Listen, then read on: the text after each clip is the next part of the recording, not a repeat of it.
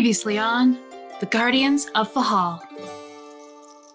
The party had left Fesliyan and was making their way to the Harvest Festival in Mirefield, where they were going to investigate the murder of Lord Westwood at the potential hands of Lord Rice Eris, Lady Elaine Eris's cousin and next in line for the throne.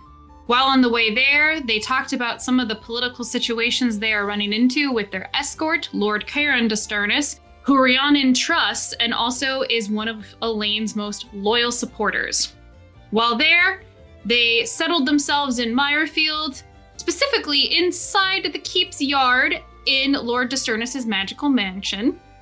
They decided on their covers finally and hammered out all the details before going to the Wheat Blessing Festival in the city and doing a little bit of information gathering there.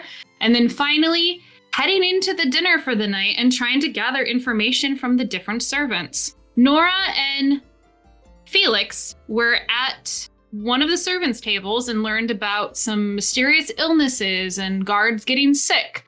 Una was at the stables and managed to hear about one of the guards who got sick, as well as some of the whispering rumors that the nobles are talking about to Elaine's innocence. At Hans and Franz Josh's table and Andrew's table and Rowan's table with the other lesser knights, they heard rumors of fairy shrines being destroyed, people going missing over the summer, and other noble gossip. Then they watched a little play during the performance after dinner, and now the music is getting ready to start for the dancing hour. And Lord Rice extends his hand to Rhiannon, who was seated right next to him at the table, and she very tensely takes his hand, and he leads her to the dance floor.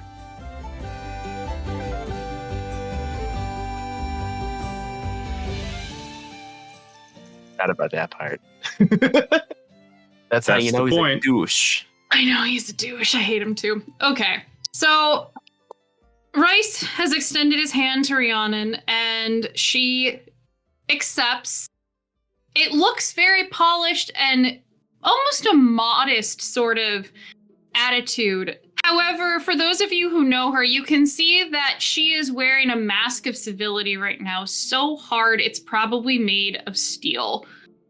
And she is going to do this so she doesn't look bad and they can play it in the long run. But by her body language and everything, this is not a Rhiannon you've seen before. This is a mask up so far that it doesn't even look like her. The other nobles at the head table look like they pair off. It doesn't look like the husband and wives dance together. Like, it's kind of a surprising thing. But people varyingly pair off, and then at all the other tables, people start pairing off as well. And asking people to dance. Seems to be the guys who have to ask the girls to dance.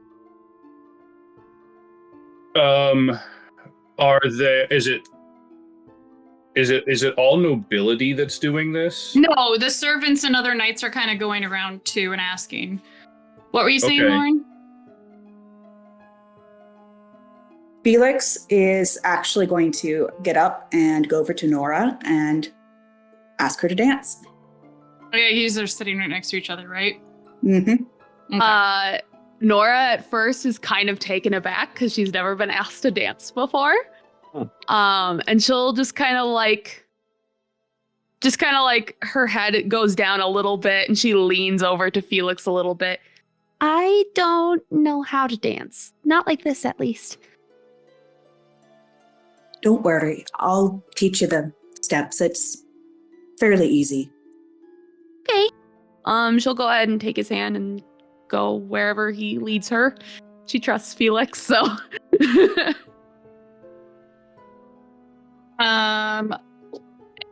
Boys, are you asking anybody to dance this first round or no? There's various. Hell no. You're gonna watch? Okay. Yeah, Rowan is glued to the wall. Rowan got 2 left feet. Nora never taught him to dance. Hans and Franz would have stood up and started making his way like around the room, and probably stopped when he sees Felix and Nora moving to the dance floor, and then just kind of stands next to one of like a giant support beam and just kind of leans up on it. He's still got the helmet on and whatnot, and just kind of watches for a little while. I just want to say how funny this is because both Josh and Lauren respectively said to me, yeah, I think I'm going to ask Nora to dance. And I was like, okay then. Nora is that girl, and I'm so proud. Oh. My little bean is growing up. Don't worry. It's really, Hans and Franz has heard this from talking to people. It's very inappropriate to ask the same person to dance more than like once. Unless you're engaged, then you would, or trying to be engaged, or like that would imply something serious. So he's only got one dance with her unless he's going to try to steal two. Oh, snap. So, Like I said, Hans and Franz is not a political aficionado, so all that information is completely gone from his head. Lauren, you're laughing so hard. I know. I had to mute my microphone just in case my dog started barking. Because she's silly, she does that. All right. Okay. Music swells and people start dancing. Hold on. I need to get dice to see if Nora trips or steps on Felix's feet.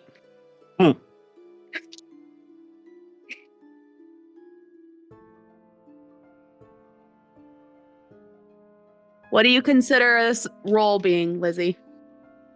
Probably acrobatics or dexterity or maybe Performance. Performance. Okay. But I would call it performance I would- dexterity. I would say Can I Lauren. technically help her? I mean, you're trying to lead her, and Felix knows all these dances really well, so yes. Oh, no. Says 6. So, Nora, you awkwardly step on Felix's feet. Oh, I'm so sorry. I'm really not that good at this. It's all right. Well, to be honest, I just wanted a quick word with you. You're still intending on, well, are you still intending on possibly flirting with people to get information?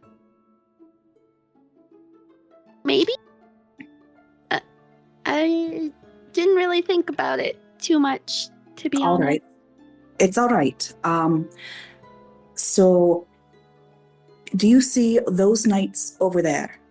And he gestures actually to the Tobar Knight and to the Oak Knight. Yeah. Well, with his head. Nora just kind of looks over and like just nods. All right. You see their sigils on their tabards. Mm-hmm. They are some of Lord Sternis's bannermen, and if you happen to need some help or anything of that sort, and you can't find any Sternis folk around, but they are around, you can go to them, and as one of Lord Sternis's servants, just go and implore them to help you, and they will be honor bound to assist you. And that's for pretty much anything. If someone's getting too close to you and you're getting uncomfortable, or if you want them to help you find something, things like that. So, well, more the first. They might get annoyed at the second. But I just wanted you to know that if you do need any help, it's there for you. Nora kind of like bites her lip because she didn't really expect to have a conversation like this, and she's getting a little bit nervous. You make it sound as if that's a usual thing. I've never been to an event like this. Is that kind of thing what happens a lot? Not particularly, but it does happen from time to time, and I think it's better for you to be aware and to have all the tools at your disposal that you're going to need, just in case. so that if something does come up, you'll know how to deal with it. Well, okay. Well, thank you. Don't worry, you'll be just fine. If all else fails, just use some magic on them or something. She giggles a little bit at the thought of that. I did prepare Entangle, so I think we'll be okay. Glad to hear it. But thanks. It feels good knowing there's people out there looking out for me. You're welcome. I suppose Nora was thinking of doing the same thing, You mean but I Una? talked to her. I mean, sorry. Yes.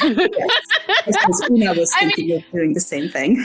Side note, Una's overhearing all of this right now because this is when you're timing back in from where you were at, Megan. So like she's just witnessing Felix. That's cute. Like and Nora's conversation. If she's eavesdropping a spree, I don't know. Oh, hell yeah, she is. Are you kidding me? There's a reason the spiders on Nora. Like, let's be real here. She gets to see both dances. Oh no. Hmm. Hey, it's a really cute spider, man. You should know this by now. You know it's on her. Maybe. Hunsatrons doesn't Bug. remember these kinds of things. Okay, so Friol isn't a Nothing's bug. private Spiders aren't bugs. anymore. She's arachnid. Whatever. He is an arachnid, yes. sorry, go ahead, Lauren. Una, you're talking about Una can go to hell. Oh. Yeah. Yeah.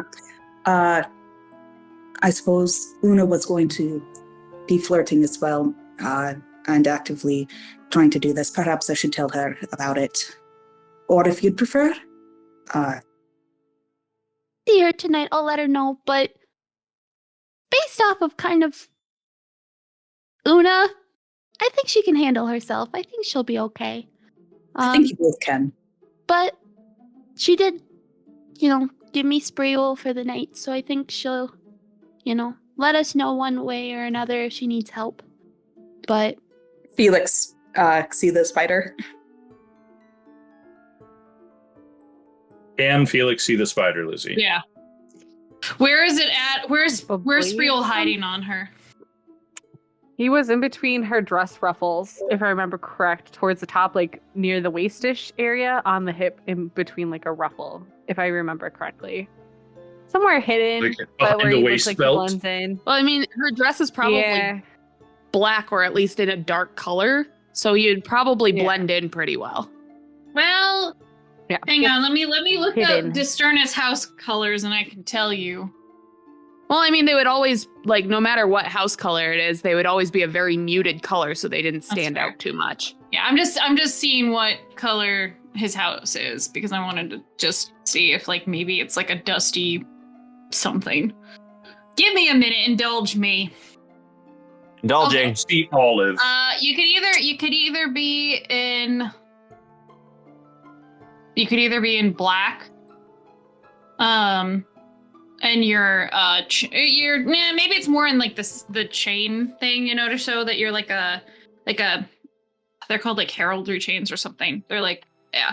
So you're probably in some sort of like really dark gray color or something with maybe some splashes of pink in it. With his Cool. With actually, it probably should say what wouldn't it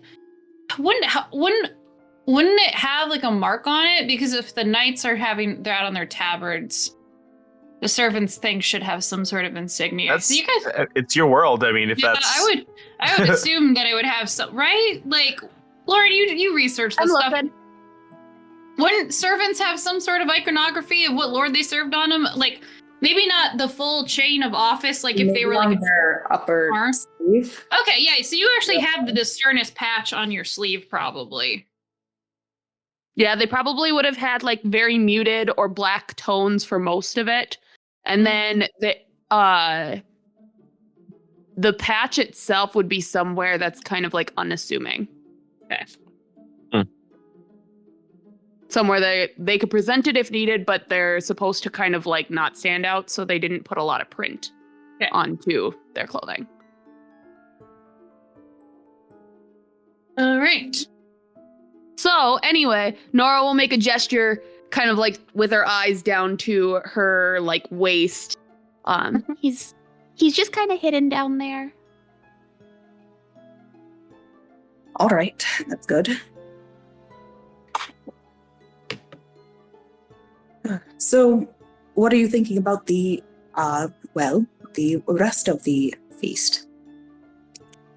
I mean, the food was good, but in terms of the actual information, there's honestly a lot more questions than answers. That happens sometimes. I think it'll be good for all of us to regroup eventually. Yeah, we'll have to do that later tonight. I'm curious what everybody else has found and if they've heard the same kind of information we have. It's likely that they've heard different things. I mean, different people are more concerned with different sorts of news, and so sometimes you get a bigger picture from what different people are saying. Mm-hmm. Be able to put together puzzle pieces. Precisely. Side note, I don't want to cut the RP stuff short, but the dance is probably only 3 minutes long, so I'm like, probably you only got like a couple. Probably coming to an end. Yeah, it's probably coming to an end. Felix, with your passive perception and you're looking out amongst the dancers, you see your eyes kind of scan by Rhiannon and Rice dancing, and you can see that she is looks like a wall.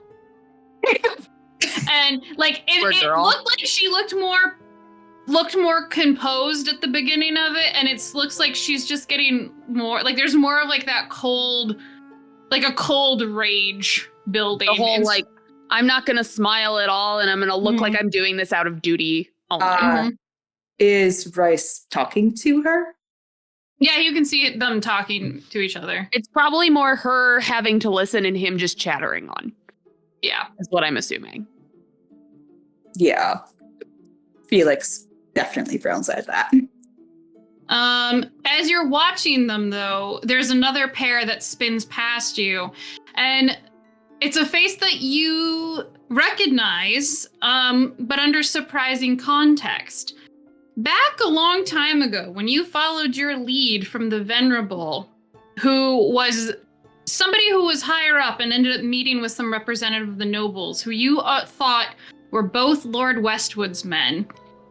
There was one called Hal, who he followed back, and then there was one that was, and he called him Mr. Business because he was all business. He didn't really have a sense of humor.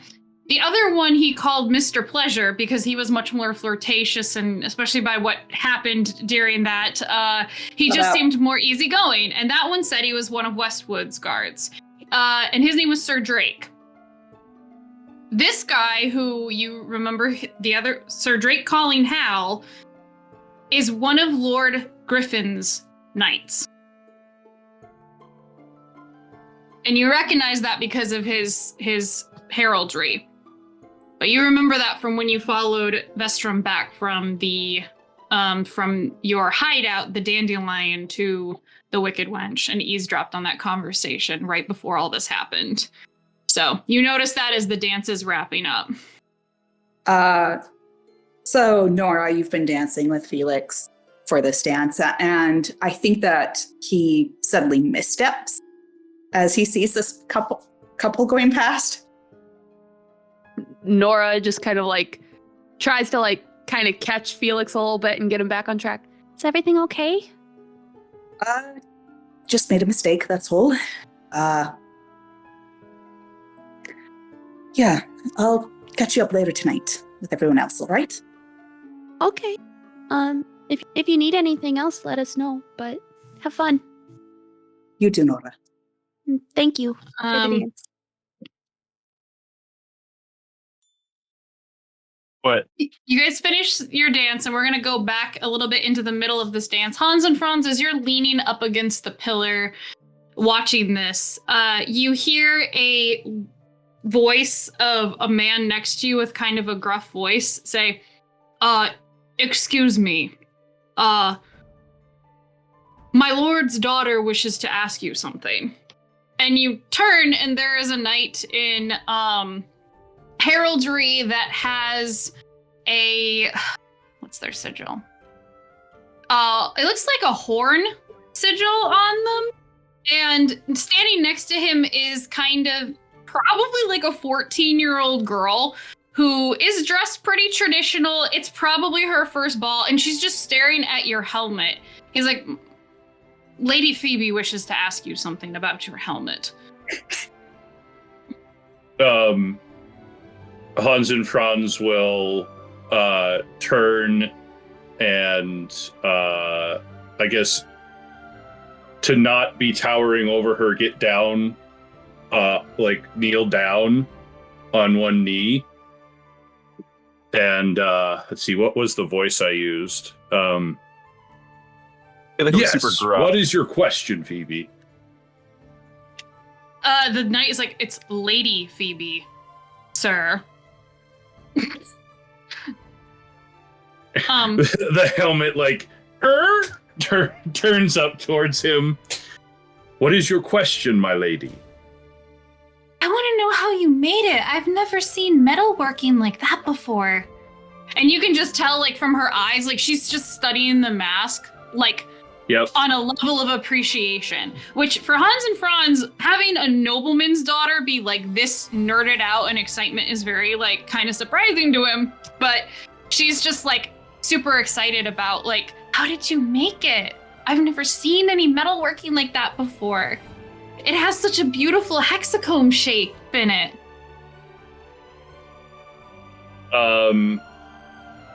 Hans and Franz will tilt his head down in thought just a bit, and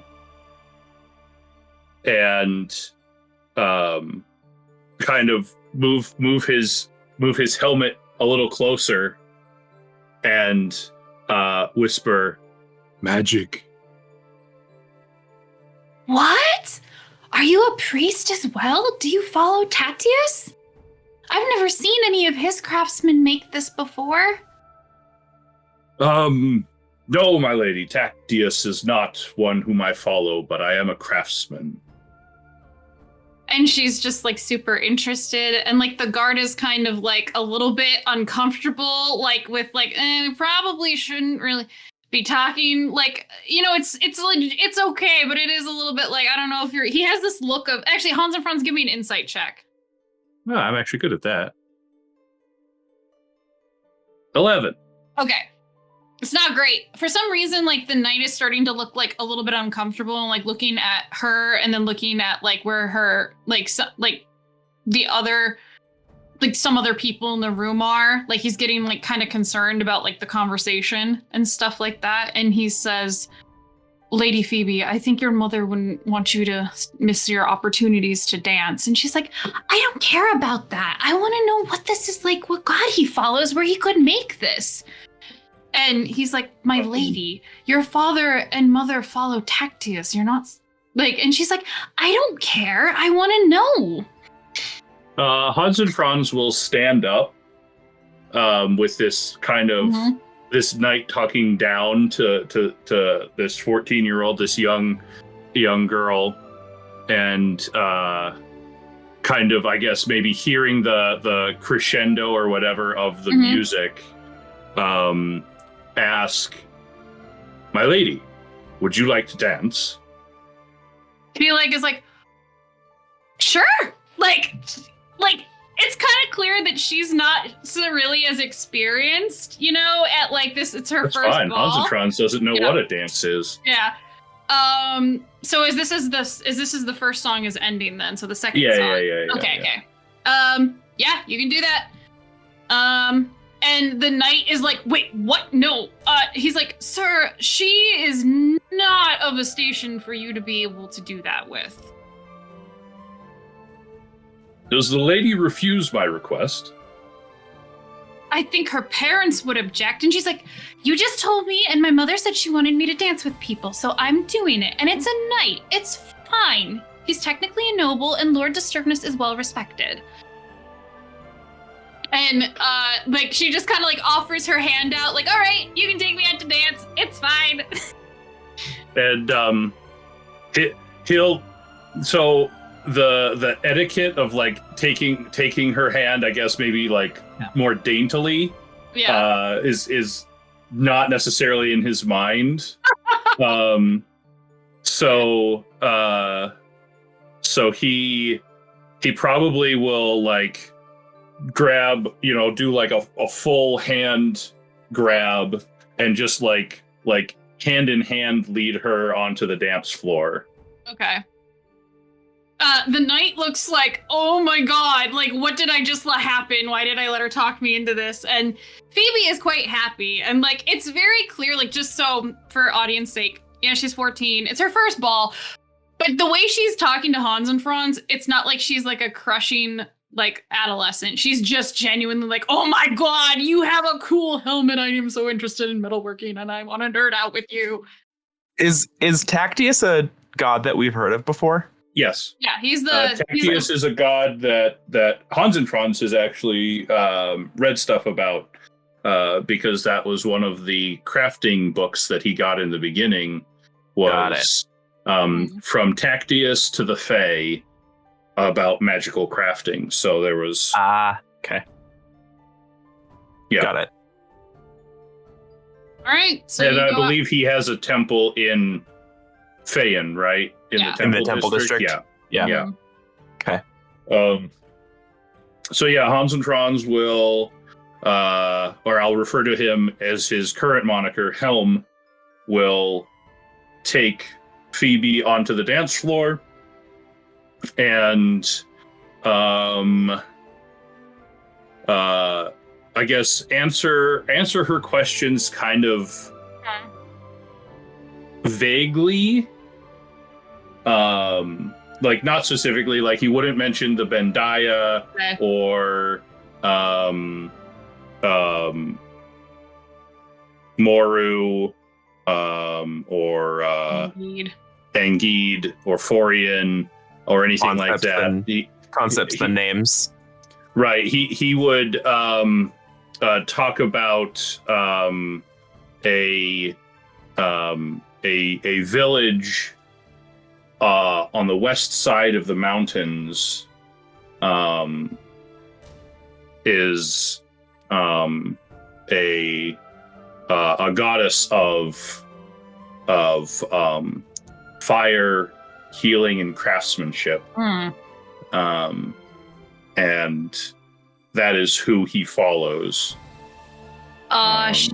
She would probably get really interested, and she's like, I didn't know that there was any cool gods and goddesses on that side of the valley. I knew the Iron Valley has the same pantheon, and I know that there's sort of some like weird isolationist people that my mom hates that live there, but I didn't know there was other gods. He would say, my lady, there are gods all over the world. From the Dragon's Claw to the Broken Isles, and the Iron Valley to the Wind Plains, there are gods everywhere. Well, okay. So, what's yours called then? Because I wanna learn a little bit more about blacksmithing. Actually, does your god let you have women be blacksmiths? Of course. Really? They encourage women and men alike. She like kind of pauses for a bit and she's like thinking, she's like, I think I like your god. Even though I don't know their name. Is there a way to pray to them to see if they'll talk to me? Well,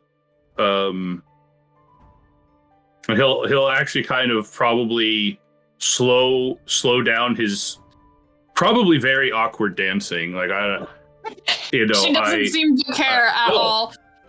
I got a 19 on acrobatics, so let's see how this girl does.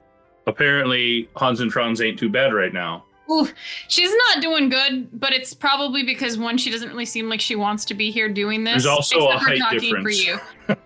Yeah. But Hans and Franz will kind of I guess slow down as now his mind is sidetracked on. Oh no, she's actually interested in Angeed, and if I say the name, it might give things away. So he'll say that she has many names, but the more common is the Lady of the Forge. So it's a woman goddess who's a craftsman? That's even cooler. Yes, my lady, that's what goddess means. Well, you said god earlier. I said goddess. Above table. I think you did say god originally, but okay, whatever. Did I? Oh, okay. Yeah. So it's all right. Gotcha. But anyway, the Lady of the Forge, and if you wish to pray to her, simply light a fire, wait until the embers have the ash and fire has died down, and speak into the embers. Don't touch them, they are quite hot. But speak into the embers, and she'll hear you. She nods excitedly and says, well, I will probably not be able. Well, I could try tonight, but do you have to do it multiple times before she answers? There is no guarantee that she answers. I cannot give you false hope there, my lady. But she welcomes conversation, even if it is one-sided. And it doesn't have to be any special fire. You simply have the dying fire of a stove, and the embers are still there. Speak. And perhaps she will answer you. The dance kind of comes to an end, and she curtsies and she says, thank you, sir. Sir Helm. Sir Helm. I am Lady Phoebe Feldspar, and thank you for being my first dance and telling me about the cool goddess. The pleasure was all mine, my lady. And Okay. he'll give kind of a more like awkward, like very rigid bow. Very, very opposite of how decent he was apparently doing in dancing. His social tumbles come back. Oh my god. Yeah. It's you guys part, and she looks quite excited about this prospect. And by the way, that was fucking cute as hell! Oh my Hans and god. Franz, after Phoebe goes away, would start looking for her handler. Oh, the knight? Yeah. She walks kind of back towards him. Towards him? Okay. Yeah. And he looks like one of her brothers is there. Like, you would assume it's one of her brothers because of, like, the crest and stuff of the horn sigil on his tabard. And it looks like he's going to take her out for the next dance. And he's kind of, like, asking her, like, who are you dancing with? And also, like, you get the vibe of, like, Mom told me to go dance with you. You know, so Why weren't you here to dance with? What the heck, Phoebe? Yeah. Hans and Franz, though he can't necessarily make any sort of glare or stare through the helmet, he would move off the dance floor and kind of have his helmet facing the knight. Okay. And kind of almost like holding the stare until the knight looks his way. Not with that roll is he noticing you staring at him. Well, I'm just going to make his ears real itchy then. Okay. Did you guys, for the second dance while that was happening, Nora and Rowan, do you do anything? Because Felix, you feel a tap on your shoulder and we'll cut to this, and there is a very familiar voice, as you know, of one of Lord Sternis's female knights in training, and who is undercover as one of Rhiannon's handmaids, is the familiar face of Septima. Or Septima. I always forget how I say her name. Septima. And she says, all right, you gotta have a dance with me. And then she's like, and then we can talk about what we learned. Septima's the flirt, right? Yeah. Yeah, okay. So to Nora and Rowan, what are you doing? So after a little bit of backtracking, the first dance, did Rowan see Rhiannon and Rice dancing? Yes. Okay. If he wanted to focus his attention there, they were on the floor, so yeah. I'm just gonna. Okay, with a 12, I feel like I can kind of figure out that she's very uncomfortable. Yeah. So I would probably go and find her after that first dance, and just like check in with her, I guess. She says, I wouldn't mind having an escort for some fresh air. And you can see there is actually probably like 5 other noblemen that were like lurking by where Rice dropped her off and were like getting ready to try to ask her to dance. And then you are like, hey, do you need some refreshment? And she's like, it is quite warm. I wouldn't mind having just a breather from everything. And then their all faces are like, fuck! I give her my arm and take her wherever she needs. She just says, let's go out into the foyer for a moment. Like, or actually she'll say, let's go out to the foyer where there is a balcony area. So she's like, for some fresh air. Thank you, sir. Like, it's kind of like she's treating you like a servant, and you can feel like her skin is like ice as she's touching you. Like, yeah. So as soon as we get to sort of a balcony area, I assume there's not a whole lot of people around. Yeah, there's nobody. Everyone is inside Okay. right now for the dances. Because it's only the second dance. Nora, do you go with them, or are you staying inside? Nora's gonna stay inside because she figured she'll learn more when they all meet up. Instead, she's gonna scope out the room and just kind of like check out all the different sigils and who's kind of dancing with who.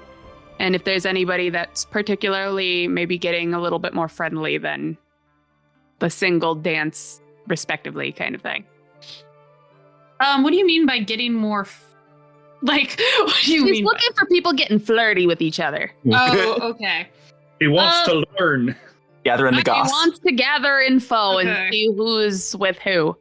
Who's hooking up? Well, it kind of looks like there's a bunch of the... You can see that from the girl, the youngest, probably you would assume of this family that Hans and Franz was dancing with. You recognize the horn sigil. They have some other brothers. Let me see how many fucking kids they have here. Again, phrasing. Of the bunch, there's 2, but There are one son there that looked like he was supposed to be dancing with his sister, and she just left him to dance with Hans and Franz, Josh's character. And then there's 3 other girls. It looks like for the second dance, Rice actually goes and asks Layla Westwood to dance. And that's Westwood's niece. That was mentioned in the letter. It looks like there's some knights that have some sort of rose aesthetic going on, and they have like 3 good-looking sons, and they seem to kind of be very flirtatious with whoever they dance with. There's a family that has a bunch of kids there that look like they have a sigil on it with like a raccoon. And it's got like a crotchety old man at the head of it, and it's like all of his grandchildren, you would assume, are dancing. There's like 5 of them. Some of them are more flirty than others. There's actually a couple like men who look like they're a bit older who are dancing, where you're like, maybe they're widowed, and they also have their kids there dancing. And there is basically a lot of the people from the higher tables look like they were married, so it seems like they're kind of dancing with other people to show off them as like their dance prowess for magic and shit. So Good to know. yeah. Also, Nora, as you're walking around kind of watching, you see that like you're walking by the exit for like the entryway into the Great Hall, and you can actually see like on the wall across outside where where Rowan and Rhiannon went through to go get fresh air. There is a massive tapestry hanging up that looks like it has a bunch of family crests and sigils on it. Nora is gonna go over to that immediately Okay. and check out what it is. All right. We're gonna cut back to. Actually, no. I'm gonna give it to you first, so you can look at the family tree. Okay. It is basically so you can look at it while this conversation happens. It is a family tree that looks like it covers all of the Carlisle family tree in recent history.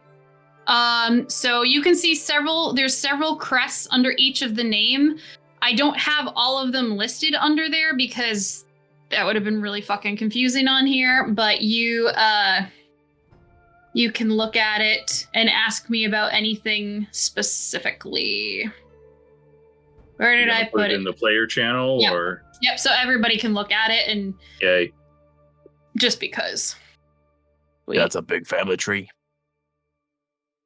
All right. So, and this was only the 200-year-old family of Carlisle. If I would have done the heiress one, which thank God is not here, it would have gone back like 600 years. And I was like, I'm not fucking doing that. Yeah. I started it and then I gave up. Okay, so taking a look at this, I'm very happy to see what is all included on here so far, because it's answering a lot of questions I had of who's related to who. Also, the blue-purple is the heir, the person who inherited it. Or the red. Illegitimate. Are they dead? Okay.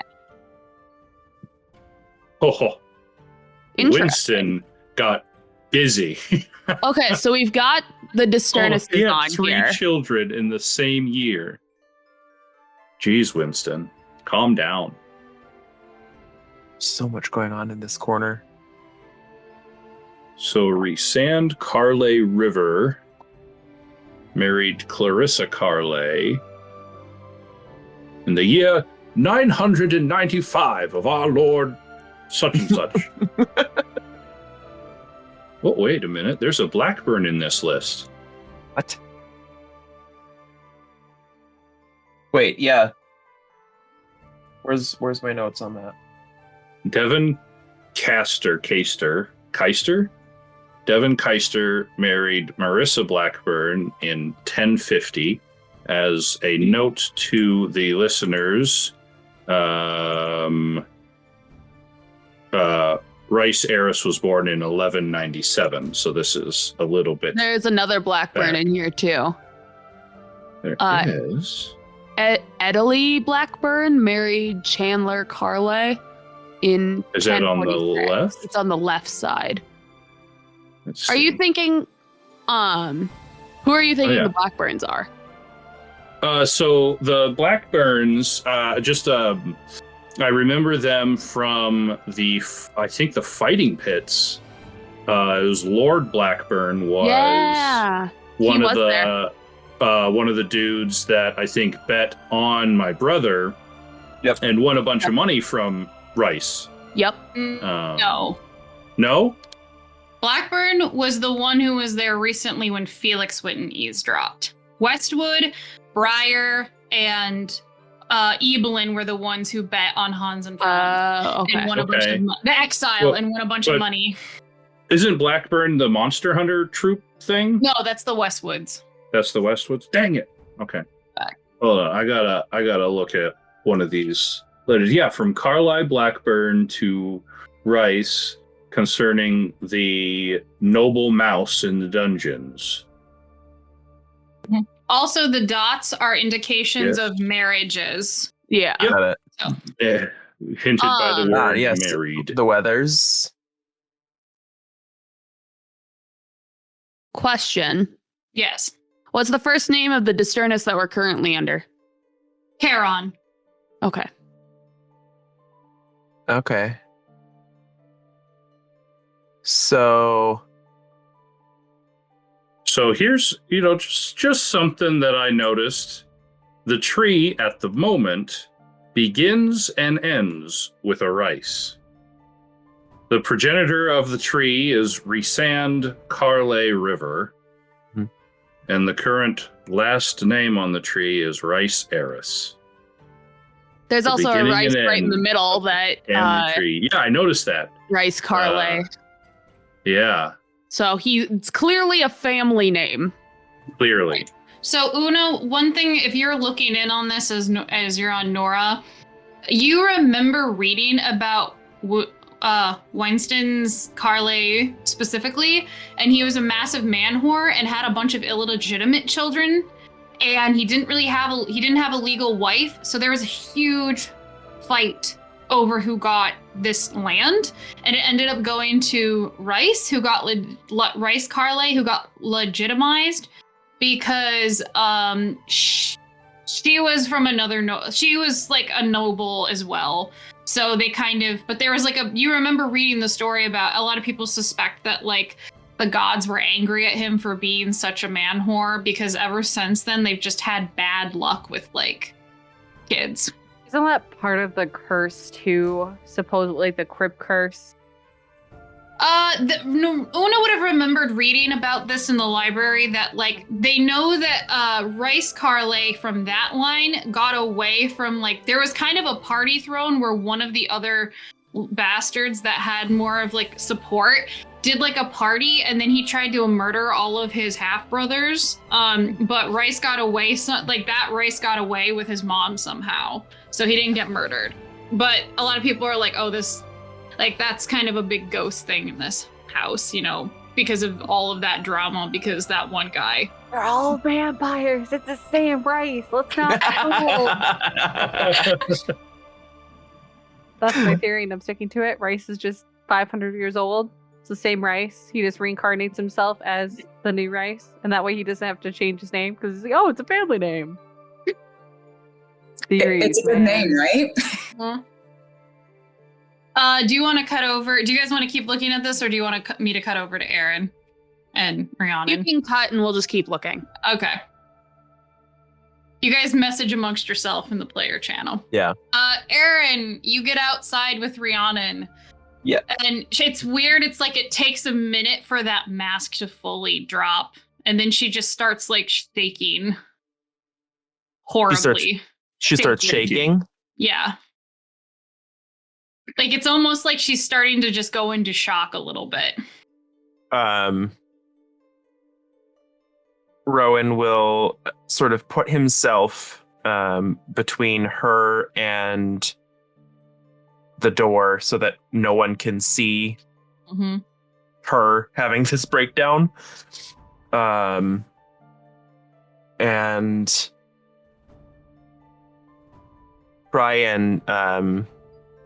try and get her gaze if she's not looking. If she's averting her eyes or anything, he'll try and get her gaze, and just very calmly ask, "Are you okay?" She like shakes her head no, and she's like, will you just hold me for a minute? I need to not feel him touching me. I need someone else I trust touching me right now. Of course, and he will immediately just wrap her in a hug. She breathes, and she's not crying. It's kind of like this weird sobbing, but having Rowan be the one to kind of hold her and just feel so unique because he's made out of wood. He feels like a tree. It's just, she starts like coming back a little bit from wherever she was starting to slip into, and she's like, I think I'll be okay as long as I don't have to dance with him again. If you would like, I can make sure that does not happen. She says, why are you going to duel him? Can't dance with a broken leg. If that is what needs to happen, then yes. But otherwise, I will do what I can to protect you from his influence. She kind of leans back in and hugs Rowan very tightly. And she says that she's so grateful that she's not alone anymore and she has real friends. And that she doesn't have to face another one of the worst moments of her life alone anymore. We are all here for you. Whatever you need. You just let us know and we will do it. She just stays out with you for a bit, and then eventually she'll kind of say, I think I'm okay to go back in. We just have to be focused on finding the answers. Rowan. Yes?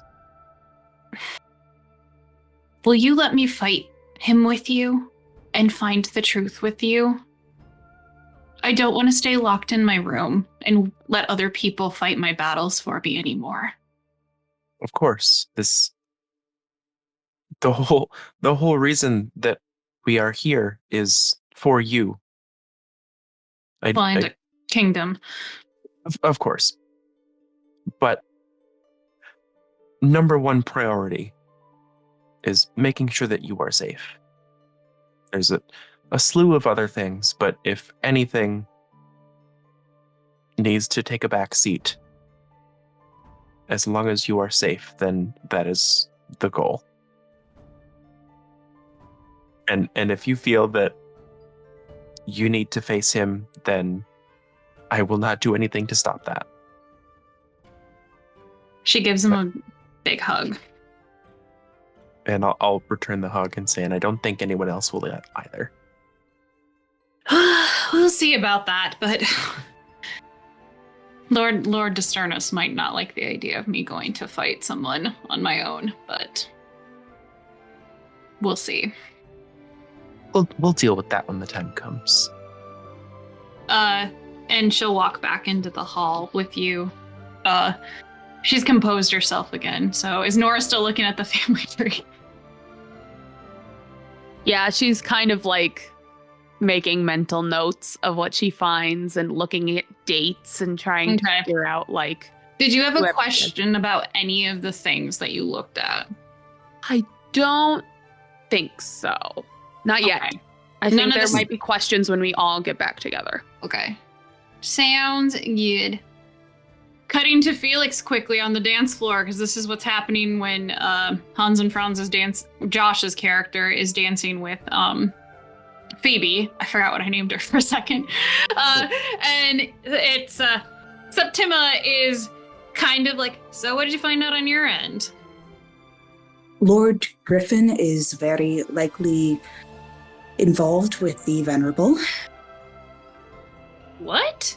That wasn't talked about before, unless I completely missed it. What makes you think that? I made an assumption that both the men I tailed that night were Westwood knights. They weren't. One was Westwood, and the other that I did not get a good look at was Griffin. He's dancing right over there. And he jerks his head. So do you want me to go dance with them next? See if I can get some information out of him? I'm pretty good at doing that with men. Most men. He looks kind of stuck up, but I bet he's secretly kinky. I bet I could figure it out. You go for it. She laughs and she says, by the way, I don't remember you having that accent earlier when we talked. During the few days that I've been around you guys. He shrugs. Burke has us learn a lot of accents. Roll me a deception check. 14. Okay. Well, she rolled a 14 on the die, and her insight's a little bit higher, and she's like, I would wager that's a native accent. Are you from Sternis lands originally? Perhaps. Perhaps not. You can see her staring at you for a very long time, Felix. And then she just kind of says, No, probably not. But it's like, she looks incredibly suspicious. And she basically says, well, I'm gonna go have my dance. You be a good little birdie and get up to whatever you need to. And just see if there's any reaction from that. So we have a little mouse and a little birdie. Joke's on you, Septima and Felix are totally exes. Oh, Lord. He just doesn't recognize him. Does she think he's Rinjin? Rinjin? Yeah, Sternis' son. Or grandson. Oh. The would-be assassin. Right. Mm-hmm. So she goes off to dance with the Griffin, tries to get the Griffin guy to dance with her and see if she succeeds. Oh, she rolled a 17. God damn, I love Septima. She gets this guy to dance with her, even though it's very unusual. Women don't ask guys to dance, and he seems like he's really straight-laced. She might have been onto something, and she gets him out on the dance floor. My queen. This is my favorite one of the Sternis guards. I'm sorry. I love her so fucking... And also, she's like, I just want to say for the listeners, she's like in her 30s or too. So like, she got it. She just knows. / I need validation because I'm 30. Is there anything else that happens amongst the dances that you guys wanted to RP? Because otherwise, Rhiannon is going to get grabbed by a bunch, not physically grabbed. She's going to get asked by almost I was going to say, Rowan's right there. She will go dance with a bunch of other people. Like, she will go and dance and stuff. At some point, because Andrew is not here, I'm assuming she gets one dance with Hans and Franz because they agreed upon it. Rowan but will I make don't know sure. I don't know how it went. I'm assuming that she looked genuinely happy during it, but Andrew's not here because of his life. We're assuming it goes well. Otherwise, it's pretty clear that, like, there's actually kind of a disparity. Like, there's more girls here than guys, so there's actually quite a few times girls are sitting out and don't get asked to dance. And it seems like all the really higher ranking ones are, like, never without a partner. Hans and Franz would try to get Nora or ask Nora to dance if he can find her after the Phoebe dance since she went elsewhere. She might be looking at names still out in the Great Hall. Yeah, but he's not. He's more so looking in the room. Okay. With all of the people in it. Yeah, Nora probably would have, like, by the time that she went out there, she'd probably be studying it for maybe, like, little less than 10 minutes. Like, she wouldn't want to look like she's super creepy and, like, studying this tapestry because she doesn't want people to, like, question her. So she's, like, trying to keep it a little bit more casual, but still get all the info she needs. And then when she's done, she'll go back into the big hall. Got just charcoal and parchment and just, like, yeah, she's not pushed her glasses real far up her nose and just, like, writing stuff down. Now she doesn't want to be like that person that gets questioned as to what's your motives.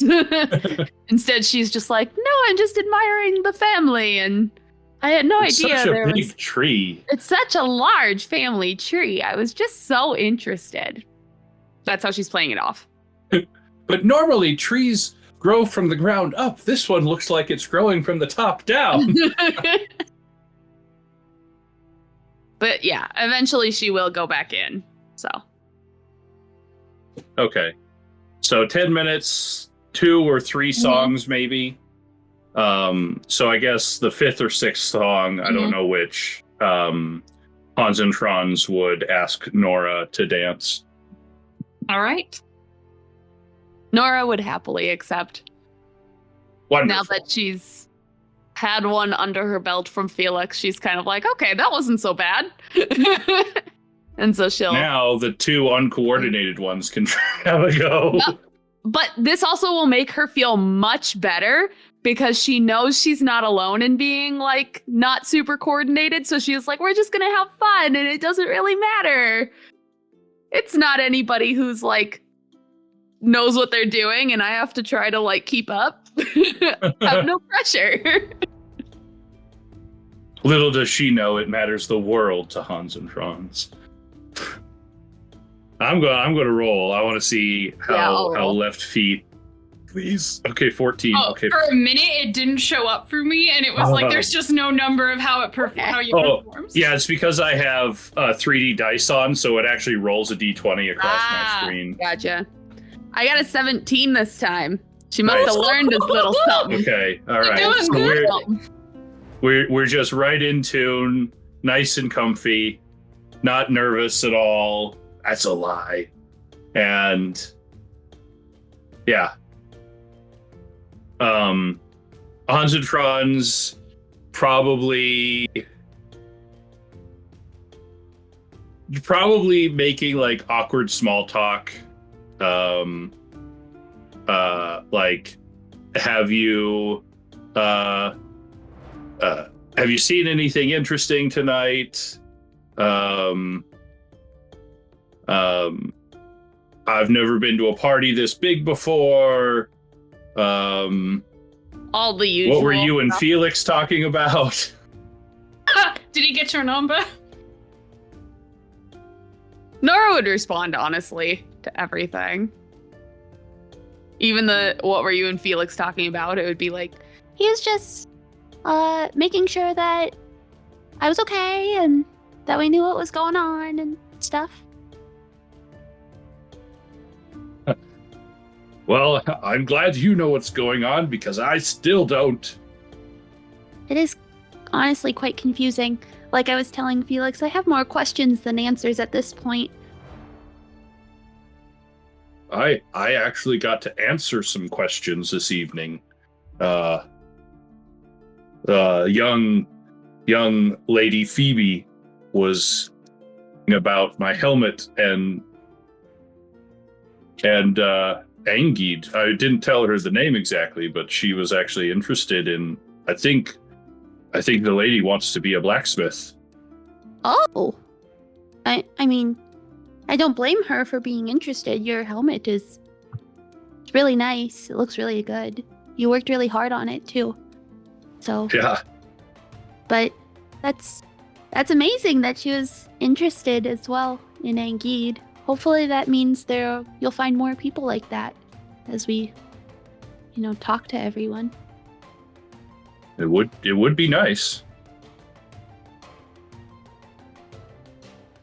But otherwise, Hans and Franz is just going to enjoy the moment, trying to stretch these 5 minutes or whatever into, as much time as possible.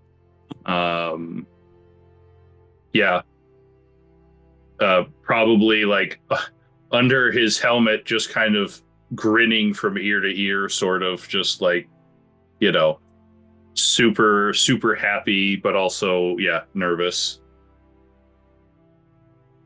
Twitter hated. That's adorable. Just having fun. She's like, this isn't a person I have to impress. I'm just gonna have fun. Mm-hmm. Well, the rest of the night kind of goes on then if there's nothing else amongst the dancing. Oh, go ahead, Josh. What? When the dance is done, I will do the, I guess, usual bow, but say in Celestial, thank you for the dance. No! God.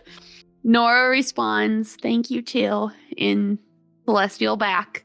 I can't. It's so cute. And I can imagine when they separate, like they're kind of like hand in hand kind of dancing and stuff. Mm-hmm. She probably would give his hand a slight squeeze and give him a big smile before they part.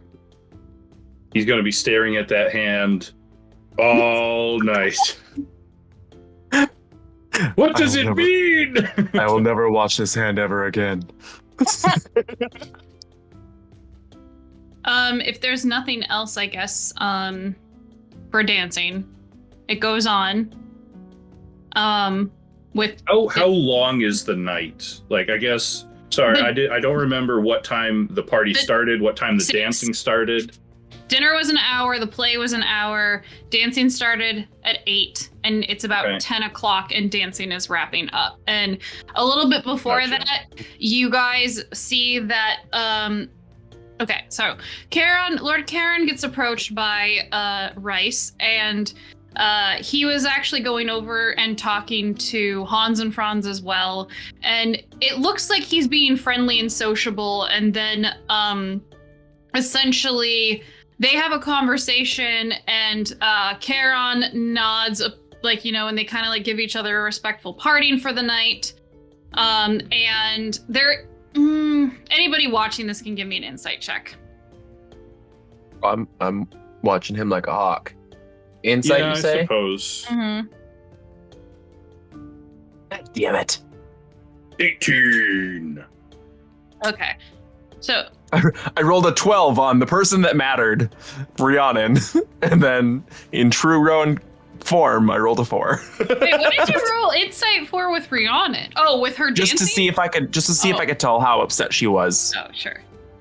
Basically, if in my mind, if I beat a 10, I can kind of at least piece the important parts together. So Lauren's on mute, so I'm going to narrate that she got a 6 for insight, which is the most Felix thing ever, because his insight rolls are always fucking shit, and it's same. Goddamn. Same.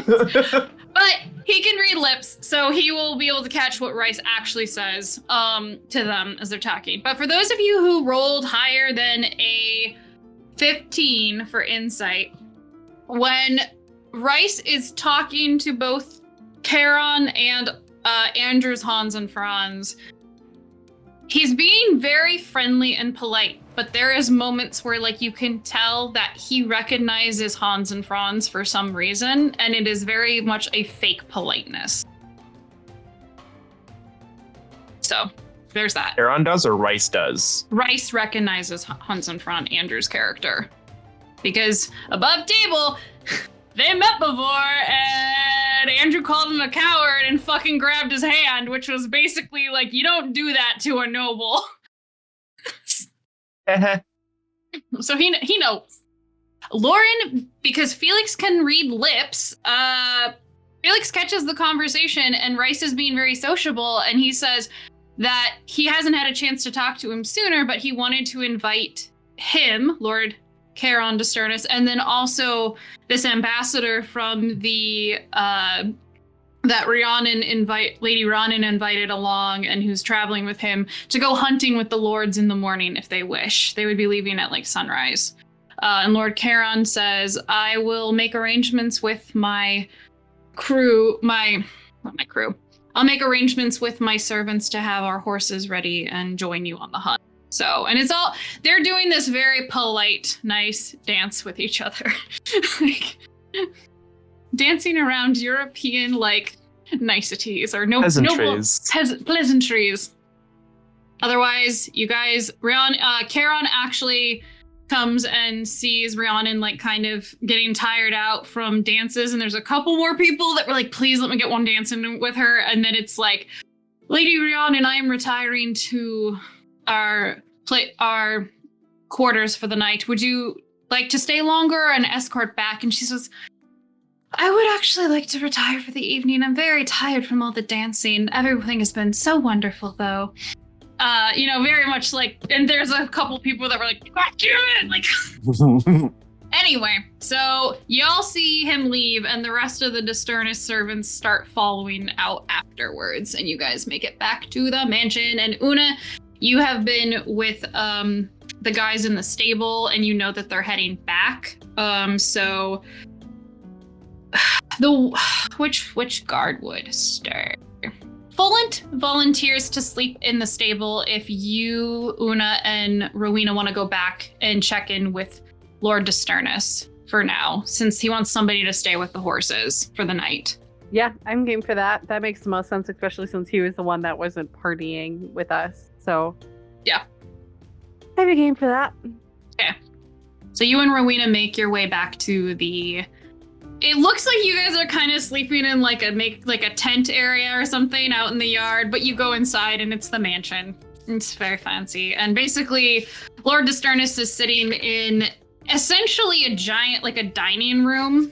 And he has like all of the other knights that were kind of doing other various jobs in there. His own personal knights, and then the rest of the party is sitting in there. And he... Oh god, I have to do a Scottish accent again. Right, so... What did you all find out this evening? Blah. Recap of what I said earlier. Alright. That wasn't recorded, so... that's fair. That is very fair. That's fine. No, but people who listened heard what happened with Una, so... He listens to Una and Rowena's report and nods. And he looks at the rest of... Also see if he's hiring and try to get Micah a chance. How did she sell this? She's trying to get her new boo a job with the... No, he's not a boo. He's just a really sad little depressed boy who just needs love and proper support. He's like a lost little puppy that like cowers in a corner, and you're like trying to give the puppy confidence. That's what this is. Oh, this isn't the graveyard date. Okay. No, and he's just a douchebag. Does Una call him a puppy to him? Because, like, please say yes. Probably. I mean, okay. As sad as it is, like, he really wants a shot. He's really unhappy. He's had a lot of traumatic things happen here, and he would be a really good guard dog. But right now, he's not provided the opportunity because he's been treated like a little puppy and kicked around. And he just needs a chance. And I do have a time set up to spar with him because he was going to teach me how to sword fight. So I think he'd be a great addition to your team. Lord Sternis keeps a mostly neutral face. He's very good at being stone-faced, and you kind of get the idea that it's like, you don't get to be head of the military without having a good poker face. But occasionally he raises an eyebrow, and then after she goes on about this, he's like, well, I'll be honest, I'm more of a cat person myself, and he kind of like scritches Avery's ears, Avely's ears, which is the giant catshi, which are like the Fey cats. And he would have to be vetted by the head of my guards to see, and we do have more pressing matters. However, your charitable heart is noticed, and if he is talented, I'm never against taking in talented recruits. However, just because he's a kicked puppy does not mean I'm going to be easy on him. That is fair. And he says, though, good tactics on getting a date to go see the graveyard. I like the initiative. What would he say? Very foolish. And then he kind of look over at Septima, and he's like, you might have some competition for your title. Oh, sad. And like, she looks, and Septima like laughs and looks at Una and is like, I don't think so. I don't think so either. That's such an insult. Oh my god. Una did not say that out loud. No, I know. No. Septima like nicely looks at Una and reads virgin and is not threatened. Fair. Very fair. Which is not an insult. She's just like, honey, no, she's not gonna catch up to me anytime soon. I wish her luck. So yeah, he seems overall pretty happy with Una's report. Maybe not so much like impressed with her plea, but he is like, it's not a complete no. However, he's not just gonna get a straight in. He can audition just like any other night. I'm sure he'll be fine. I actually really hope Mike's actually good. Like, I really do. Like, if he's really shitty, Una's gonna be really bad. Oh my Ugh. god. She's just like the scrawny little nerdy kid in a corner. Mhm. Man, Una took pity. He looks around. I'm assuming all of you didn't just sit on your asses for most of that dinner and dancing. Well, we did end up talking quite a bit, except unfortunately, I think it didn't end up getting us any further into figuring things out. We just have more to investigate at this point. Well, we know that there was a sickness in Meyerfield that is mostly affecting guards in the winter, and that people are going missing, and that it doesn't seem like Rice is really doing much about it. There was a lot of attitude of concern amongst everyone, but I couldn't quite tell if they were... I think they were masking unhappiness, to be honest. He nods. Rhiannon interjects. Do you think it's likely... Did you get a date timeline for when the disappearances happened over the summer? Did we? Yes. Yeah, I think think it we was did. from Yeah, May to yeah. August or something like that, or whatever my equivalent months are. It Yeah. was during a certain Spanish. Yeah, there was like I a remember it was that. like a certain span of time that they said. Great. And Rhiannon it also rolled. revolved around the disappearing too. It wasn't Yeah, just, because like, they guards happened and around the same detectives. time, and we were like thinking correlation. Mhm. Mhm. Rhiannon, because she rolled a 16, and let me see what her intelligence is for this, and her knowledge, because she gets half her proficiency. Where's her proficiency bonus? I miss being a bard sometimes. I know, right? They are pretty fantastic.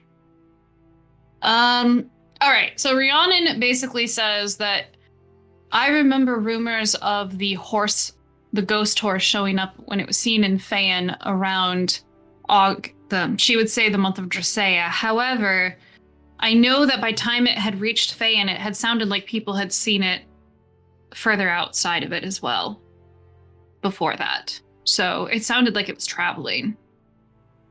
It seems like it. And the disappearances we kind of are suspecting now that they're correlated with this sickness. It's too big of a coincidence to have them both happening around the same time. So the sicknesses happened at the same time that No, the disappearances. the happened. disappearance is at the same time as the sickness? No, because the sickness was the winter. Or was it the disappearances were happening at the same time as like the ghosts showing up? The ghost horse was showing up was. around the Yeah. time of the disappearances. And the ghosts in Yeah. Meyerfield.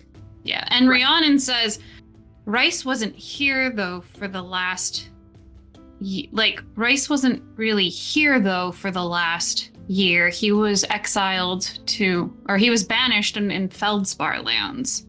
He only returned early this spring. So he's only been back in Fehan and Meyerfield since then. So the sicknesses, if they happened last winter, or earlier than that, Someone else. something else. Would all of Rice's court or what have you have been with him, or would they have stayed back in Meyerfield? Megan, did you want to say something? Or no? Because I saw you thinking something. Same question. No. If he is the only one, because I mean, there are rumors that he does have illegitimate brothers and that there's something cursed in the crypts. Could that be the cause of it? Maybe not Rice himself, but maybe the evilness of his family. Trapped here. Lord Be Sternis. suspicious. Yeah, I know. Lord Sternis says, I've heard the rumors about that from as long as I've been around. However, there's never really been actual ghosts at Meyerfield up until what you've all attested to. However, As for whether a lord would take all of his servants with him, probably not, especially considering that he has his first cousin once removed, and his wife here. And I don't believe they didn't go to Feldspar with him. So it's possible that he took some servants with him, but otherwise he might have left his stewards here, or just to attend the family estates, both here and in Fehan. There has been... There was some talk of his steward, Vil. Do you happen to know how old she is? Oh, Charon! What no! fuck is you? Charon rolled a 6 for history. What about Rhiannon? Rhiannon. She might have some She first-hand would. knowledge. Hey! The natural fucking 20. Okay, Charon is sitting there. I was trying to think because he's an Eldritch Knight. I'm like, he has a high intelligence, but I don't think he's got and he probably has history. He's an Eldritch Knight? He's an Eldritch Knight. That's his class. Spoilers. Hot damn, okay. Fancy. And he's too high powered to be used in this conflict. Otherwise, yeah. Don't get on his bad side. I kind of, when you were saying Rhiannon was like, Sternis won't let me fight him, I was like, I don't think he's coming with us, so I don't think that'll be a problem. It'd be a little game He won't break. be there. Yeah. And I threw my high level Eldritch Knight in there. As much as I love him. So Lord Sternis is sitting there thinking, and he's like, to be honest, I never really paid much attention to who Cedric Eris employed and all of that.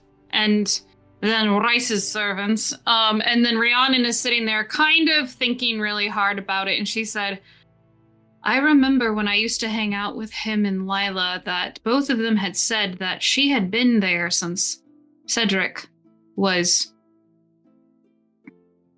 since Lord Cedric, his father, was alive. And that Rice specifically promoted her because she was so talented and skilled. And she's sitting there thinking, but she's like, now that I really think about it, though, she can't be more than 30. But I distinctly remember him saying that she was there for him when he was little. She's thinking about it. Megan making vampire teeth. He's a necromancer. Dude, there's something fishy going on, man. Mm-hmm. Yeah. Una probably doesn't know much about that type of stuff because she never came across that type of stuff. But Megan, on the other hand, Megan knows and has suspicion. I can't say I'm particularly knowledgeable about creatures that could prolong their life like this unless they are... Heath frowns. He's like, no, I don't think he'd be some sort of archfey creature or something like that. Did he just go Russian? Sorry. I'm trying. it's okay, Lizzie. I'm trying. He rolled shitty, he went Russian. He forgot his accent. Yeah. Anyway. Concentrons would ask, I guess, out loud, how long do elves usually live? They can live for at least a few hundred years. How old is our mom, Lizzie? I don't remember. At least 200. Yeah. Would we have been able to get any sense? Were we close enough to her to have Vil? discern whether or not she's She didn't fey look or elvish. human or okay? Vil, what did I write she looked like? Hang on, let me find my card.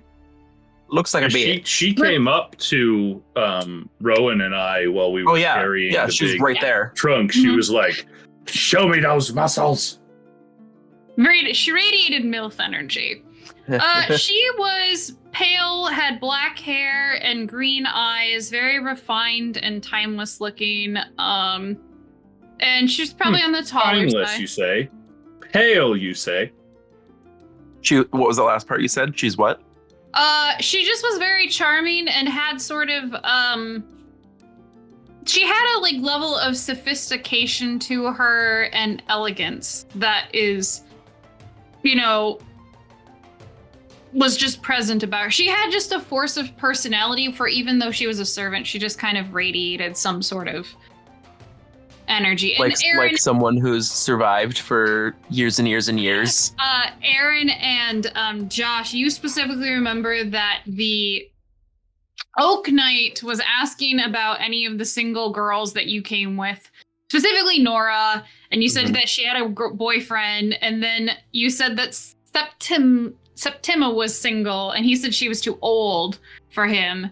But then But then you guys started talking about Vil, and he was saying she was really hot. Because she's got some MILF energy literally radiating off of her.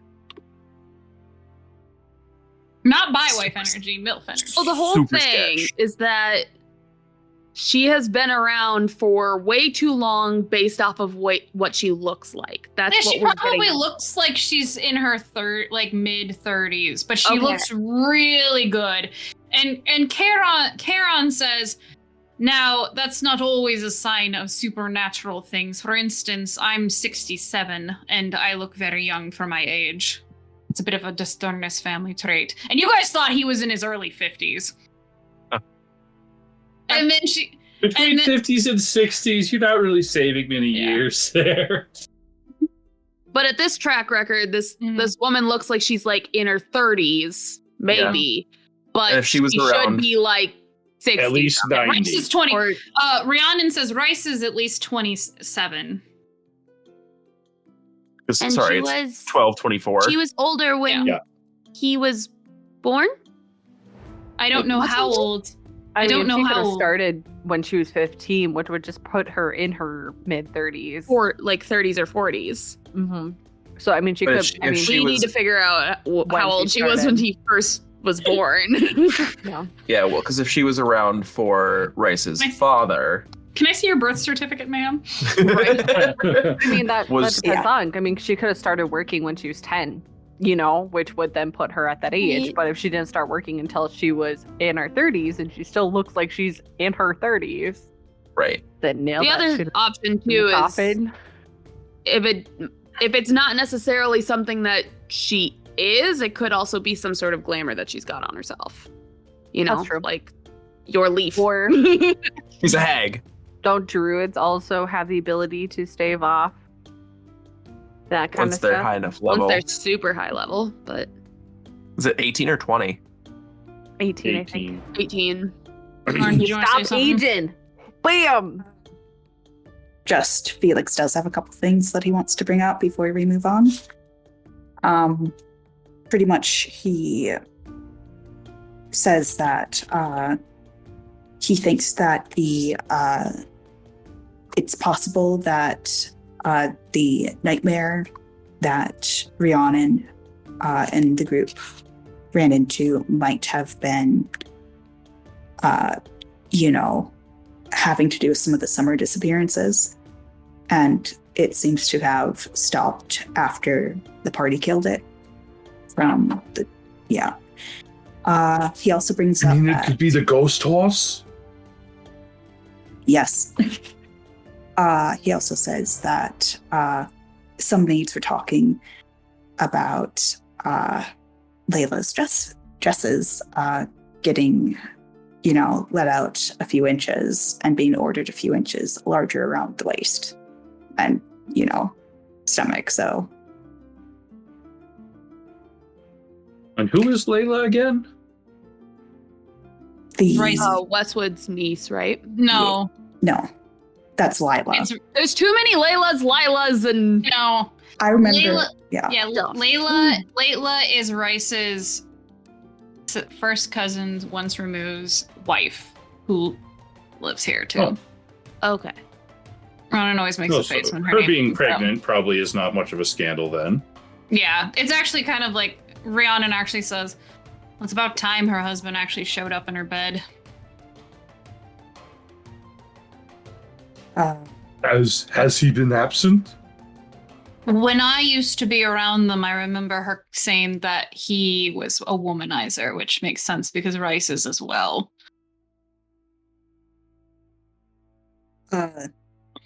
Felix also points out that he thinks that Rice might not have delivered Mary's letter to the temple due to the visiting cleric's concerns. They seem to be not, like, they didn't seem to know what was going on, if I remember right. And Father Mary had, like, written to them to try to get some help, and it never showed up. So he purposefully thinks that was waylaid. And yeah, I think that's it, actually.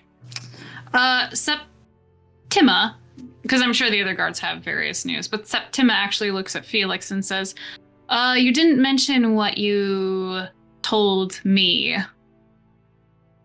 He sighs and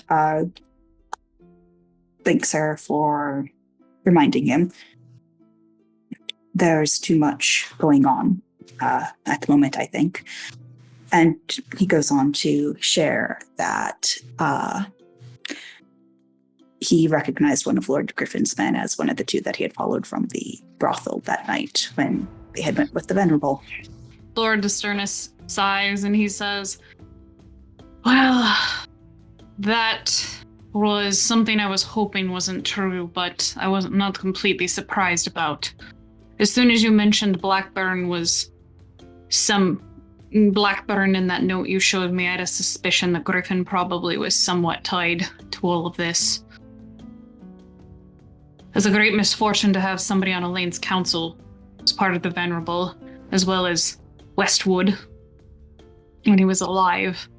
And he's looking very frustrated, like he's thinking about maybe the political ramifications of that, but also like how do you prove that? And you can just see that he's very, very like weighed down by all of the weight of this. And he says, I might need to send some sending spells to people to prepare for getting some of the council members here who are more loyal to Elaine, depending on what happens with Rice. And he like leans back in his chair and is like thinking. Everyone give me like an insight check out of curiosity, just notice. 22. 7. Oh, Megan. 18. That's a 4. Okay.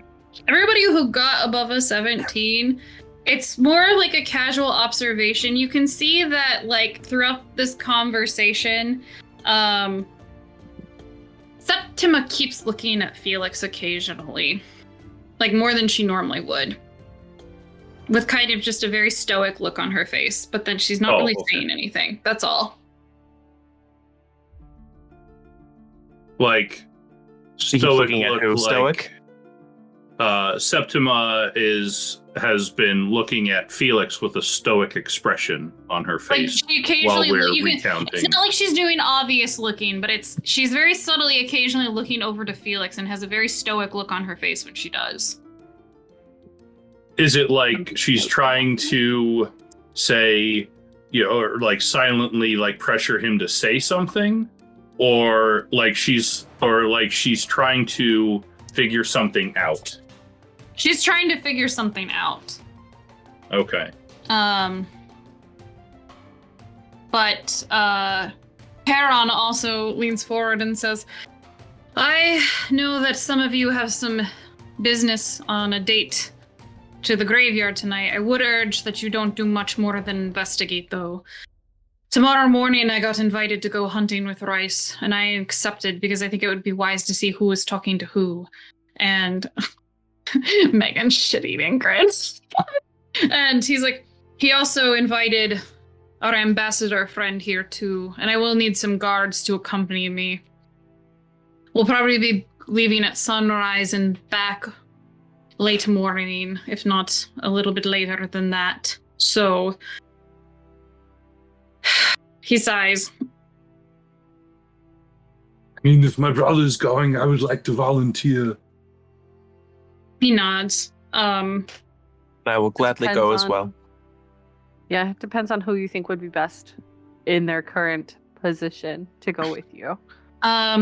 Rowena says, I should probably go as a groom because I'm the one who actually knows more about horses and for hunting. So, Una, maybe you should stay here with Volant for that and rest since you're going to be out late. And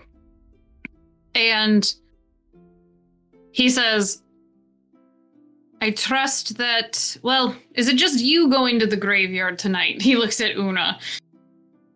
Well, I would like if Felix and Nora could go with me and maybe have the rest of the team on standby as far as Rowan, Hans and Franz, and Hans and Franz.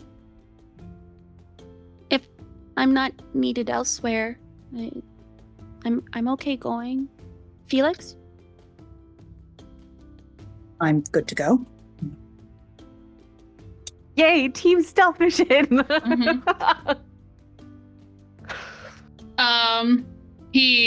Charon says basically, well, I'm going to put some faith in you that nothing bad will happen. However, make sure that if you do get into trouble, you don't get caught. I don't think things are in place yet for us to pull this off successfully. Investigate as much as you can and stay safe. I think we can manage that. Yes, Your Grace. We'll be okay. And he looks at Rhiannon and he's like, well, they're your troops. She kind of gives him a look like, yes, they are. So she says, let's go back to your rooms and figure out how this stealth mission will go. And Charon basically lets you guys go plot it out. Woo! You guys go ahead. I'll be right there. I'll catch up. And she's gonna go and try to snag Septima. Okay. Interesting. Okay. Septima, is everything okay? What do you mean? You seemed like you were thinking really hard about something. I just want to make sure that you're okay. She smiles and she's like, you're very sweet, Nora. Just tired and there's a lot going on here. There is a lot. Are you okay? You didn't dance too much with too many people. No, I got really distracted, honestly. There was a really big family tree out in their hall, and so I was looking at that tapestry, but it was really nice getting to dance with Hans and Franz and Felix as well. He kind of taught me how to dance quite a bit. It's very nice of him. Does she get any sort of read from this? Kind of read? Like Nora? Yeah. Can I do an insight just to see if her expressions changed? Because she noticed it was always directed towards Felix. All right, that's another 18. You just beat her bluff a bit. Yeah, she had a bit of a reaction when you mentioned Felix's name. Did Felix do something to upset you? Yeah, he's actually a pretty terrible dance partner with me, but I'm glad that it was good with you. Yeah, it was quite good. I mean, as somebody who has to mingle with nobility a lot and be undercover, I suppose he has to know those kind of things, huh? Right. Yeah.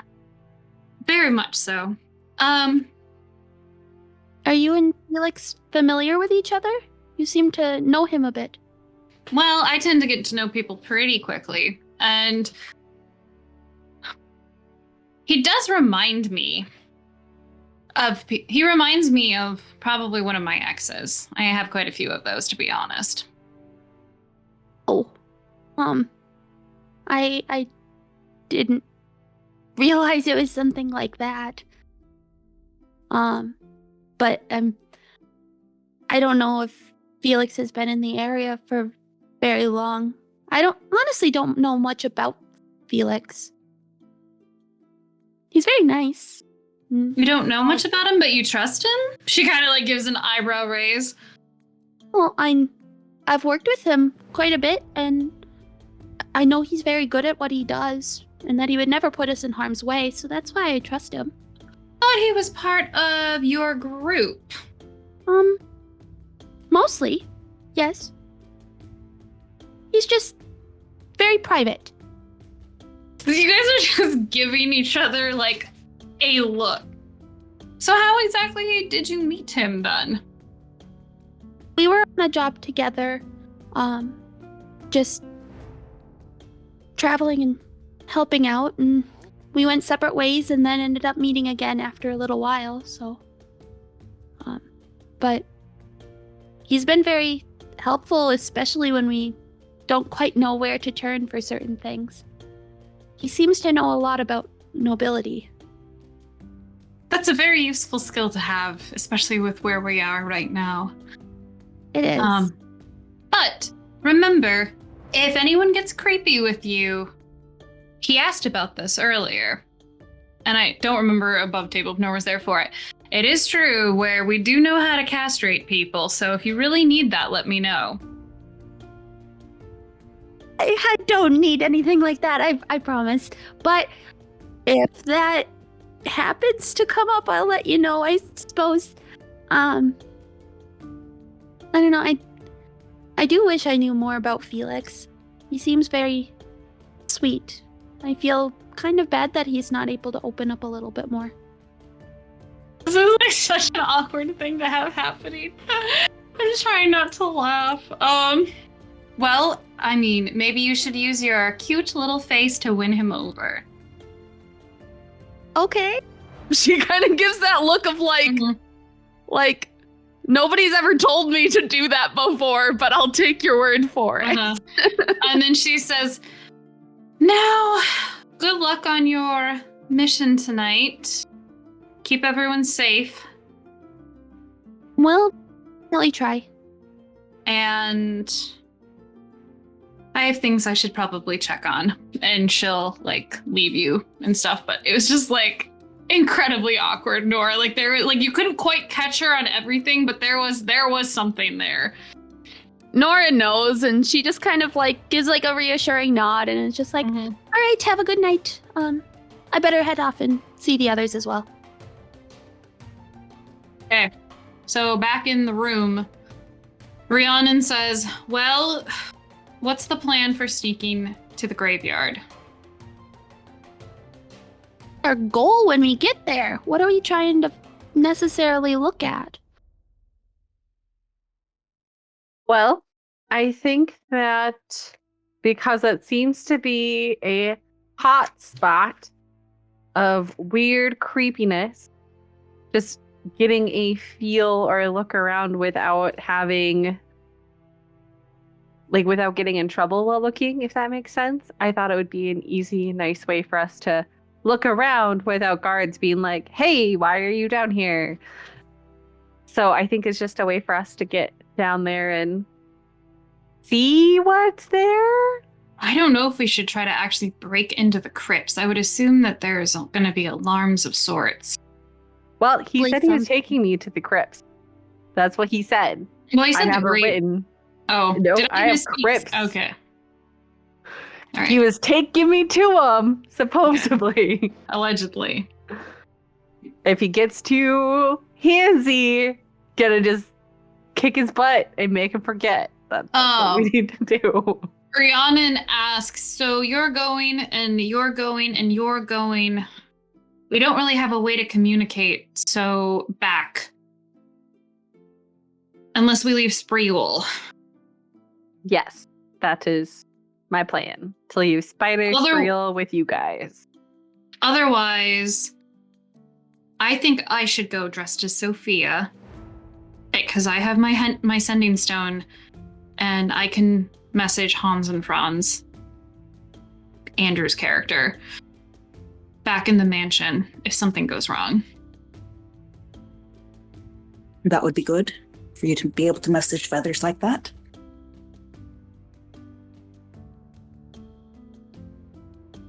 I'm not going to attempt to do Andrew's accent, and his ass is staying in the mansion because he's not here. Yeah, I'm sure that would work.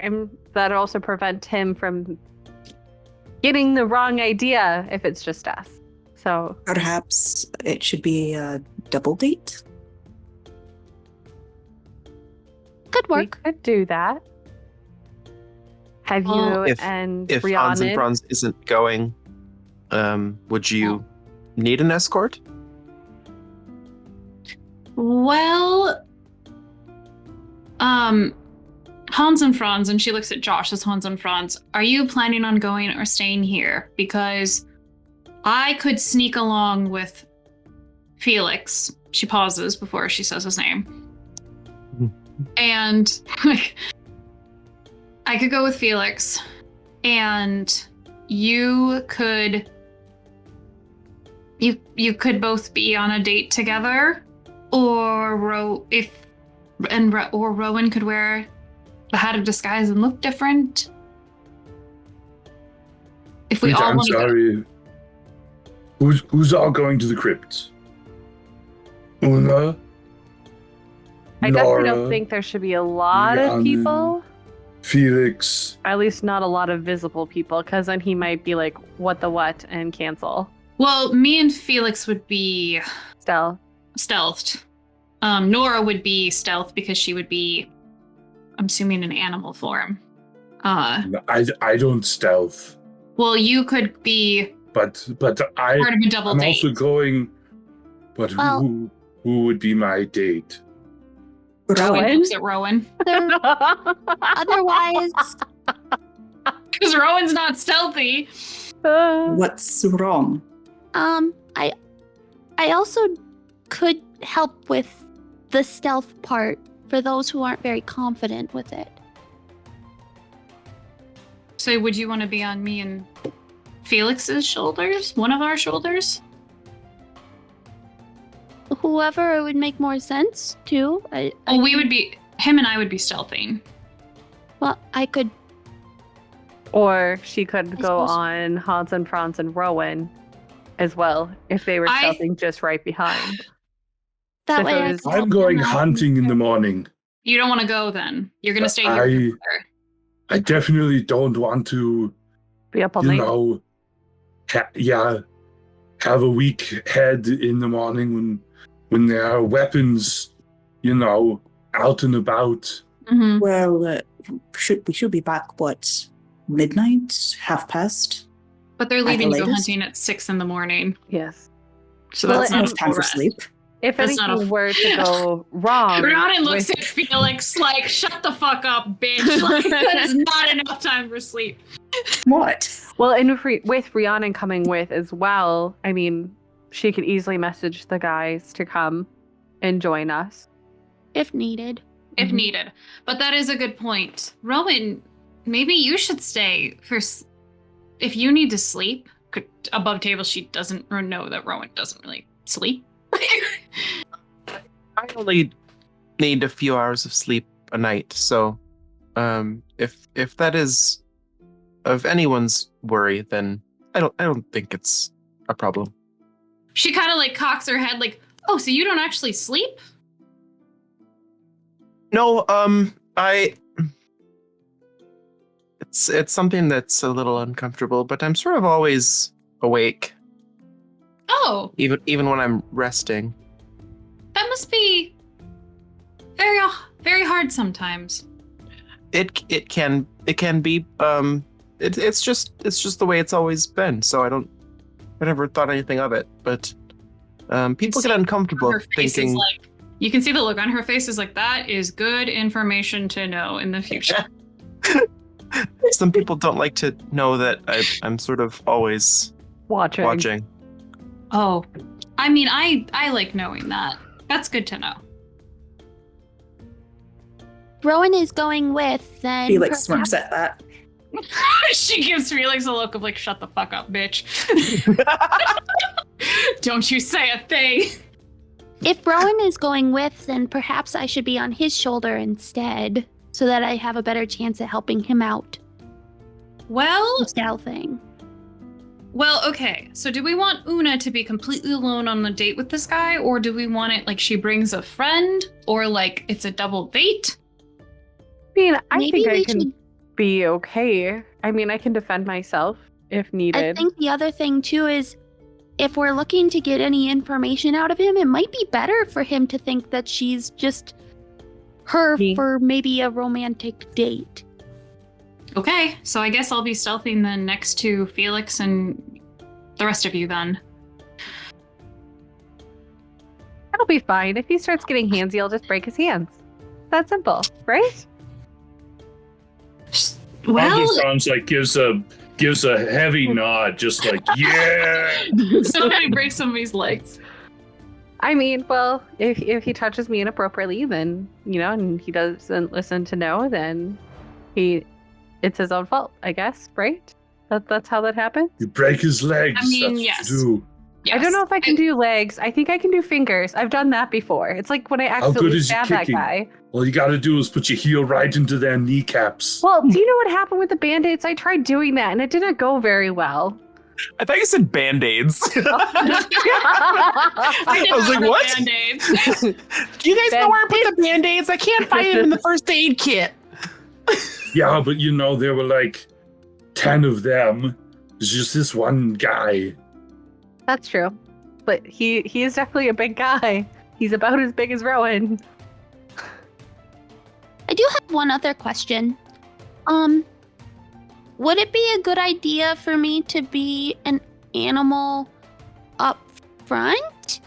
Because if we're gonna go to this graveyard in order to investigate it, I could be helping out with that, and I wouldn't be probably much use as an animal if I wanted to use any spells.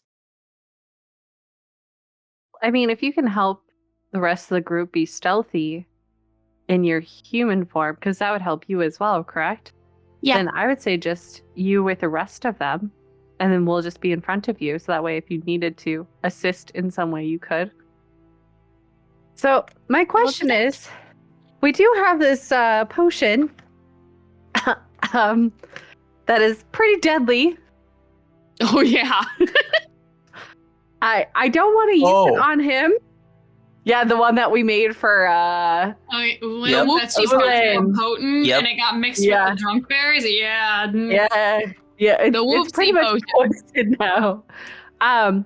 But I do have some more of those drunken berries, and he seemed to like the way they tasted. Wait, So maybe I what should potion are have you a couple of those. about? Oh, right, Felix doesn't know. Oh, we made a sleeping potion, and then put drunk berries inside of it, which was not maybe the smart thing to do, and we didn't No. need it. So Oh, it's been- they go to sleep for a very long time. no, they would sleep Like for I think it forever. was 24 hours. You made a That's what the poison. potion was supposed to do.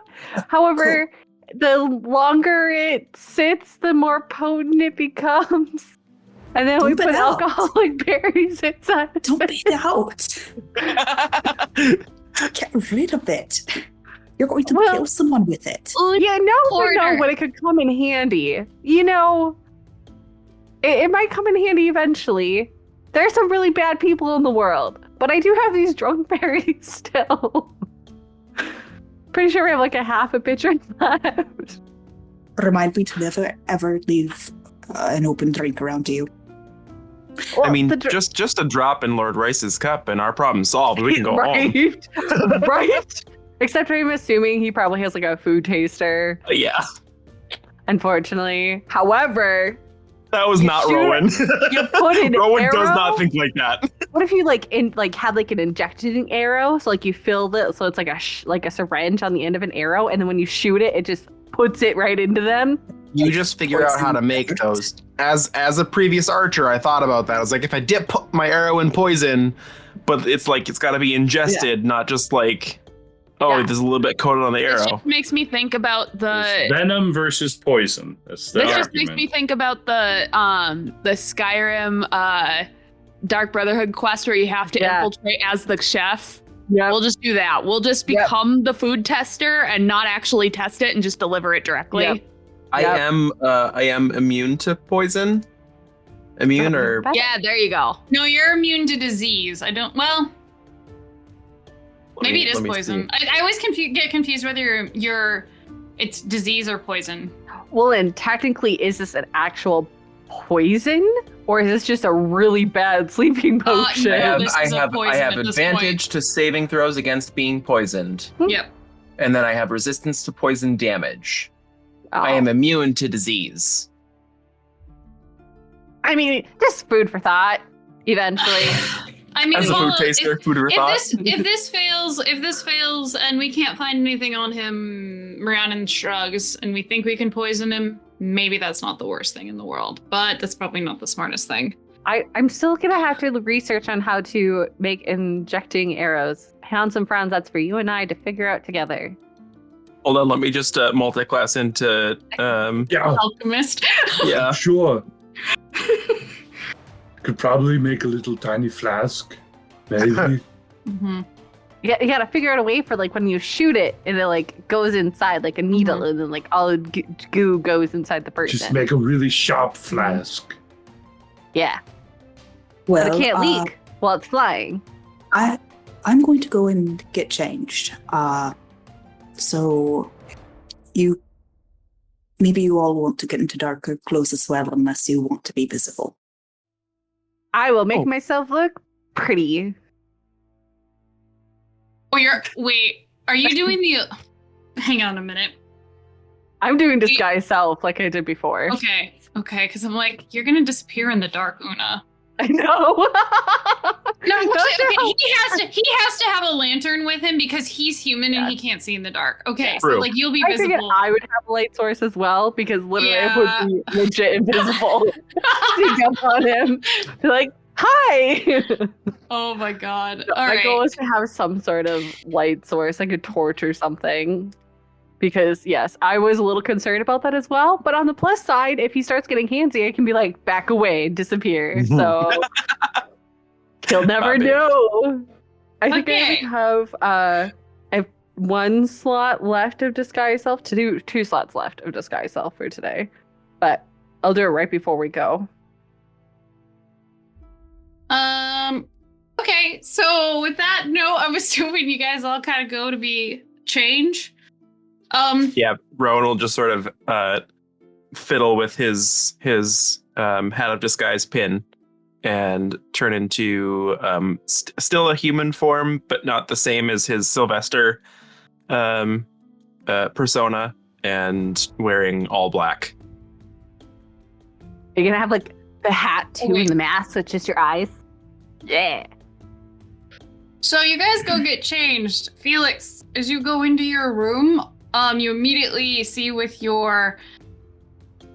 There's no light on in the room, but on your bed you can see there is a little form curled up, and you see a small cat expectantly, and you recognize it as the one you used before to summon to inquire with somebody who's an intermediary about what could have killed Lord Westwood originally. This one has a note tied onto its neck.